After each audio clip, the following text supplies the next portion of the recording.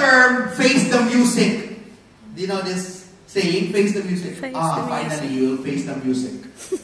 Do you know this term? No? No. Ibig sabihin yan, ayan na, magtutuos na kayo. You'll face your consequence. Do you know why it's called face the music? Many years ago, a man wanted to play in the Imperial Orchestra. This man is well-to-do. This man is very influential. Unfortunately, he's with musical talent. Wala siyang katalent sa music. He doesn't have anything. So, he got this great idea. I'll go to the orchestra and play with them, but I will pucker my lips, get a flute, and let my fingers go. And play with the rest of the people. So he's faking it. Wala namang lumalabas sa kanyang air. He's just pretending to play the flute. For 2 years. Yeah. Lip sync. For 2 years, nagawa niya yun. Galing ah. Kasi yung lip sync okay lang yun kasi mag-isa ka nakikita ka ng tao eh. Pero pag flute, ang dami nyo. Wala siya, hindi niya alam. For 2 years, he got away with it. Doing it in a fake way. After 2 years, the orchestra conductor changed. And he said, I want to assess all your talents. Audition to me one by one. Naku! Audition to me one by one. The guitarist, the pianist, they all played to this person. But the thing sa kanya, I'm sick. Naku, masakit po ang ulo ko. Sakit ulo pero umubon. I'm sick. So, hindi siya pumunta. I'm sick. You know what they did? Call the Imperial Doctor! Pa-check niyo siya! So the Imperial Doctor went there, checked him, found out nothing's wrong with him, and asked him to play. Sabi niya, ito na. Now I will face the music. Shamefully, he needed to confess that he's a fake. Sabi dito, many people just go through the motions of Christian life. They attend church, they go to Bible studies, they say the right things, they post Bible verses in their WeChat wall.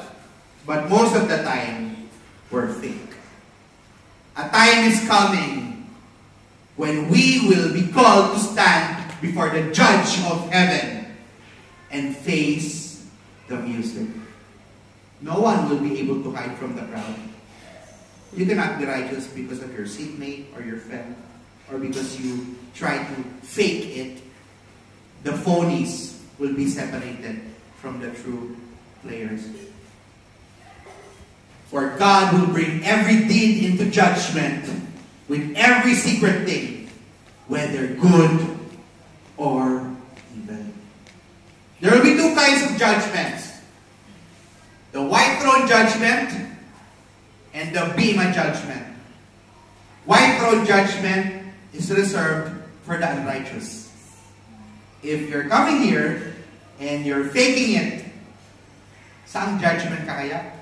Baka magulat kayo katabi mo, ang lakas-lakas kumanta, ang lakas-lakas magbigay, pero sa white throne judgment siya nagpunta. Kung anong punishment ang dadalhin sa kanya. Or is it the Bema judgment?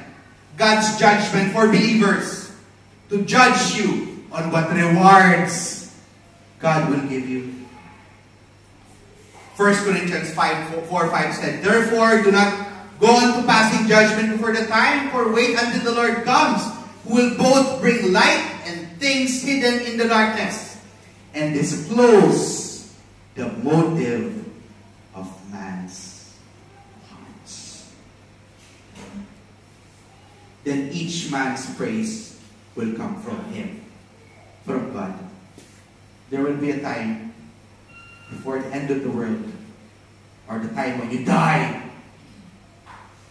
when God will set to light your motives, my motives, all our motives. You know what?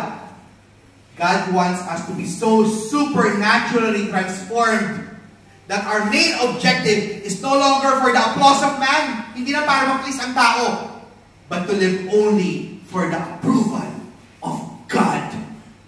Only for the approval of God. If you're a mature disciple, you know that we only have an audience of one. We only please one person. Hindi si pastor, hindi yung katabi mo, hindi yung kasama mo sa door. We need to carry our lives as if the only one whose opinion matter is God. Meron pong isang fable. Kilala niyo ba si Aesop? Aesop's fable. Ito siguro galing yung isang famous saying. Merong isang wolf. Yung isang wolf, gutom na gutom siya. Tapos, nakakita siya ng mga sheep. Ang tatabang sheep. Gusto kong kainin. He said, the best way to catch a sheep is if I pretend to be a sheep. So what he did is he got sheep clothes at sinuot niya. Sabi niya, I will go quietly at the edge of the sheep and then, pag okay na sila sa akin, comfortable na sila sa akin, I'll grab the best one to eat it. Because he's secretive and he was hidden so well. Nakatago siya ng maayos. Isang araw, yung shepherd nagutom. Ano ba ang pinakamalaking sheep dito? Guess kung ano yung napili niya. Yung wolves. Yung wolf. Niluto niya po yung wolf. Hindi niya napansin na hindi yung sheep. That it's a wolf. Without checking him. He took its life. Are you a wolf trying to pass as a sheep? Are you trying to please people rather than pleasing God?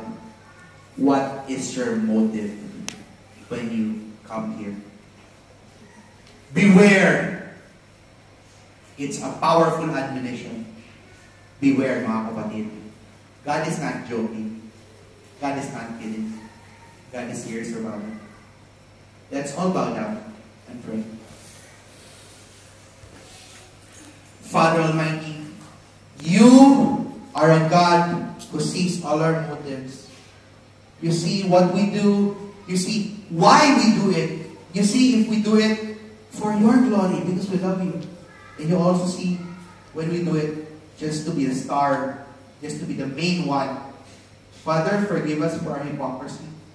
Forgive us if we're trying to do things to please others. And we want, Lord, to go back to you. We want, Lord, to go back to your presence and change us, oh God.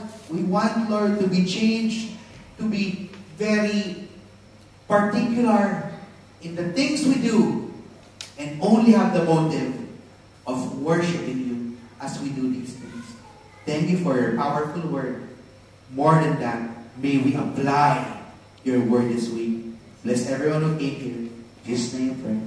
Amen. Praise God.